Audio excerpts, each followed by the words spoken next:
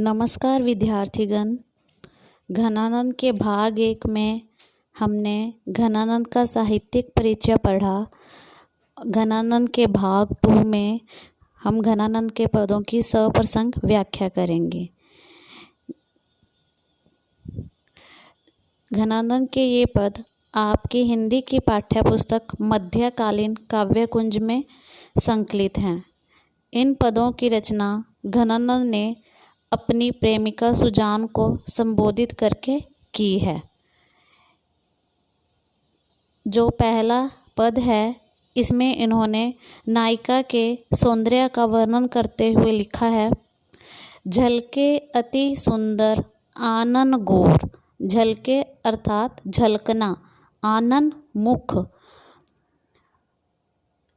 कवि कहता है कि जो नायिका है उसका मुख चमक रहा है, जो कि पूर्ण रूप से गोरा है। छके दृग राजती कानन छवे। दृग जो उनकी आँखें हैं वो इतनी बड़ी हैं कि कानों को छूते हुए प्रतीत हो रही हैं। हंसी बोलिन में छवि फूलन की वर्षा उर ऊपर जाती है हवे। हंसी यानी कि हंसते हुए, बोलिन बोलने में। जब वो बोलती है तो ऐसा प्रतीत होता है मानो फूलों की वर्षा हो रही हो। लट लोल कपोल कलोल करे। लट यानी कि बालों की लटाएं। कलोल करना, क्रीड़ाएं करना। कपोल गालों पर। उनकी जो काली काली लटें हैं वो गालों पर कलोल करती हुई प्रतीत हो रही हैं। कलकंठ बनी जलाजवली द्वैं। द्वैं का अर्थ दो। और नायिका के गले में कमल के फूलों की जो 2 मालाएं हैं वो भी अति सुंदर प्रतीत हो रही हैं। अंग अंग तरंग उठे द्विति। द्विति का अर्थ है चमक। परे मनोरूप अवे धर चवे। चवे का अर्थ चूने वाला है। नायिका के अंग बहुत ही सुंदर प्रतीत होते हैं और ऐसा प्रतीत हो रहा है मानो उसका सौंदर्य शरीर धारण करके अपनी पृथ्वी पर ही गिर पड़ेगा। इस पद में घनानंद ने सुजान के रूप सौंदर्य का वर्णन किया है। दूसरा पद है, हीन भये जल मीन अधीन कहाँ कछु मो अकुलानी समाने। हीन बहे जल पानी के अभाव में। मीन अर्थात मछली। कवि कहता है कि जल से बिछड़ी हुई मछली जो कि जल में ही जीवित रहती है, अगर उसको जल से अलग कर दिया जाए तो वो व्याकुल हो जाती है। उसी प्रकार जो कवि है अपनी नायिका से अलग होकर व्याकुल हो रहा है, लेकिन नीर स्नेही को लाए कलंक निराश है कायर त्यागत प्राणे। कवि कहता है कि मछली जब जल से अलग होती है तो अपने प्राणों को त्याग देती है। प्राण त्यागने के कारण वो जल पर ही अपनी मृत्यु का कलंक लगा देती है। वो कायर है, पूर्ण रूप से उसको वो कलंकित कर देती है।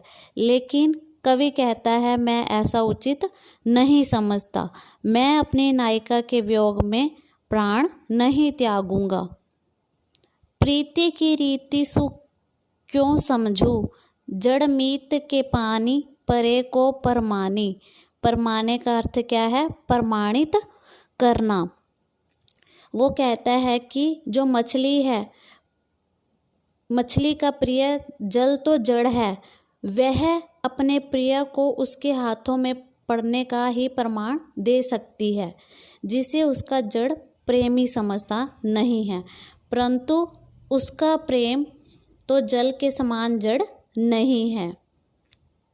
या मन की जो दशा घन आनंद जीव की जीवन जान ही जाने। कह रहे हैं वह उसके इस मन की दशा को जानता है जिसने इस दशा को झेला है। अर्थात जो घनानंद है वो कहना चाहता है कि मैं मछली की तरह अपने प्राण त्यागूंगा नहीं, क्योंकि मछली को जिससे स्नेह था वो जड़ है, लेकिन जिससे मुझे स्नेह है वो जड़ नहीं है, और मैं अपने प्राणों को त्याग कर उसे कलंकित नहीं करना चाहता। अगला पद है, मीत सुजान अनिति करो जिन, हा हा ना हूजिए मोहि अमोहि। मीत प्रिय, सुजान अनिति, अनिति का अर्थ है जो उचित ना हो, जिन मत, मोहि मोहित करना या अपनी ओर प्रेरित करना, अमोहि जिसको कोई भी मोह ना हो। कवि अपनी प्रेमिका सुजान को संबोधित करते हुए कहता है कि तुम मेरे साथ अनिति ना करो, मुझे मोहित करके मेरे प्रति निर्मोही ना बनो। दिठी को और कहूँ नहीं ठोर, फिरी दृग रावरे रूप की दोही। दिठी यानी कि नज़र, ठोर ठिकाना, दृग आँखें, रावरे का अर्थ यहाँ पे आपके। कवि कहता है कि इन आँखों को तुम्हें ही देखने की आदत पड़ गई है, इन आँखों के लिए और कोई भी ठिकाना नहीं है। अर्थात घनानंद जी कहना चाहते हैं कि मैं अपनी प्रेमिका सुजान को छोड़कर कहीं और नहीं जाना चाहता, क्योंकि उनकी आँखों को सिर्फ उसकी ही आदत पड़ चुकी है। एक विसास की टेक गहे लगी, आस रहे बसी प्राण बटोही। बटोही यानी कि यात्री।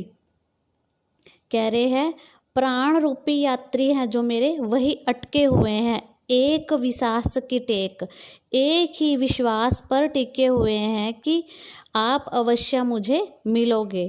कहने का अभिप्राय क्या है? कवि को अभी भी अपने जो प्रयासी है, जो प्रेमिका है, उससे मिलने की आशा है। हो घन आनंद जीवन मूल दई, कित प्यासिन मारत मोही। तुम आनंद के बादल और जल के भंडार होकर ही मुझे प्यासा मार रहे हो। कवि कहना चाहता है अपनी प्रेमिका को संबोधित करते हुए कि तुम बादलों की खान होकर ही मुझे प्यासा क्यों मार रही हो, तुम मेरे साथ विश्वासघात क्यों कर रही हो। अगला पद है, क्यों हंसी हेरी हरयो हियरा। हेरी देखकर, हयरा हर लिया। अरु क्यों हित के चित चाह बढ़ाई। कवि अपनी प्रेमिका सुजान को उल्हाना देते हुए कहते हैं कि क्यों हंसते हुए देखकर मेरे हृदय को हर लिया।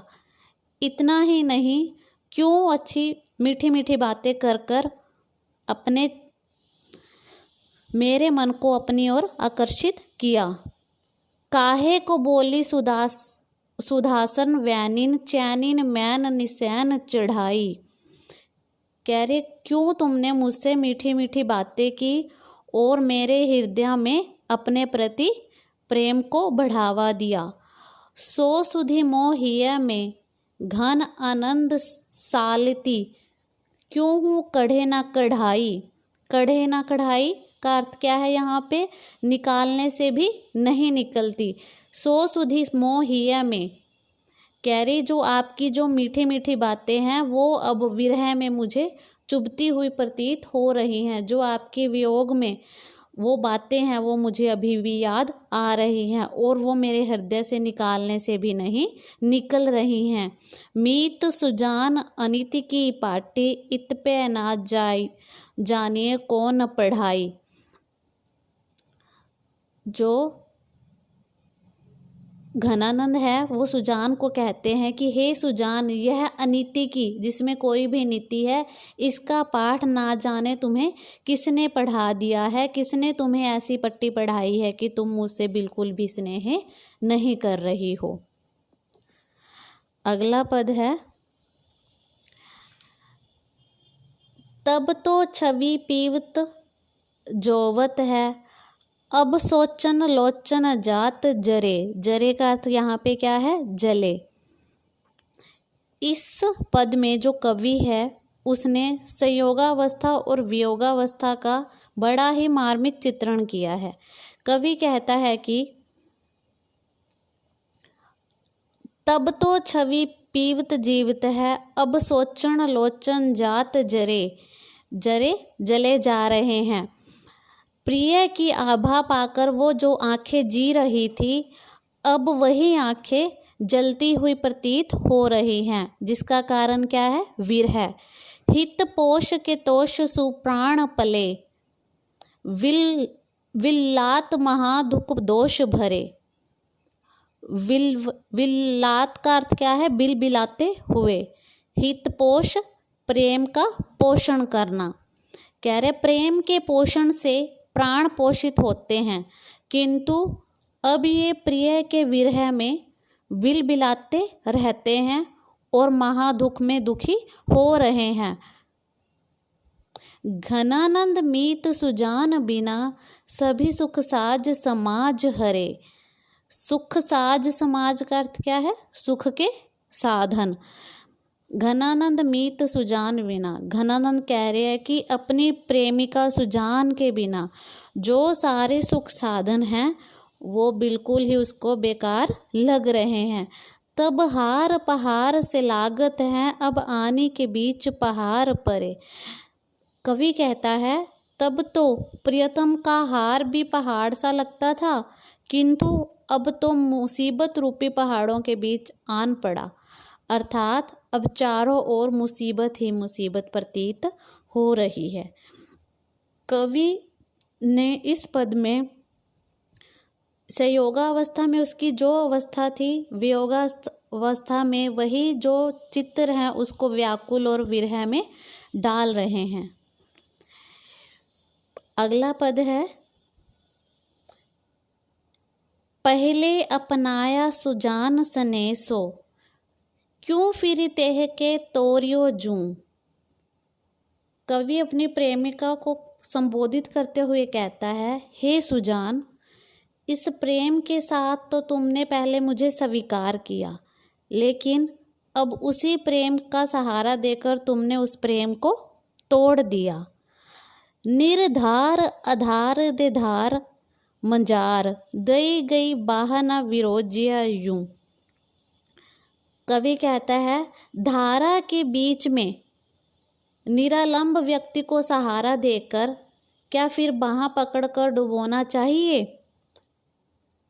घन आनंद आपने चातकी को, गुण बांधी ले मोहे न छोड़िए यूं।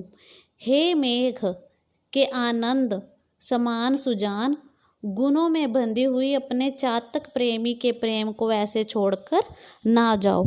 यहाँ पर जो कवि है उन्होंने अपने आप को चातक पक्षी कहकर संबोधित किया है और अपनी प्रेमिका को बादलों कहकर संबोधित किया है। और वो चाहता है कि जिस प्रकार चातक एकटक बादलों की तरफ देखता रहता है, उसी प्रकार जो उसकी प्रियतमा है वो हमेशा उसके पास रहे और उसको देखता रहे।